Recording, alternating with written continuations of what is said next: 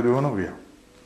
E a seguito dei rintracci che c'erano stati a novembre, in particolare due grandi rintracci di 140-145 clandestini, abbiamo iniziato un'attività investigativa coordinata dalla locale procura finalizzata a individuare i trafficanti di esseri umani. In particolare questa attività è stata proficua e ha dato i propri esiti questa notte. Questa notte abbiamo avuto indicazione che ci poteva essere un nuovo viaggio che portava questi clandestini dalla rotta balcanica nei nostri territori. Pertanto ci siamo appostati nella zona di Gemona dove erano avvenuti i precedenti rintracci. Effettivamente verso le 2:30 circa sono usciti dall'autostrada un furgone e due auto articolati. In uno di questi, poco distante dal casello, da uno di questi sono stati scaricati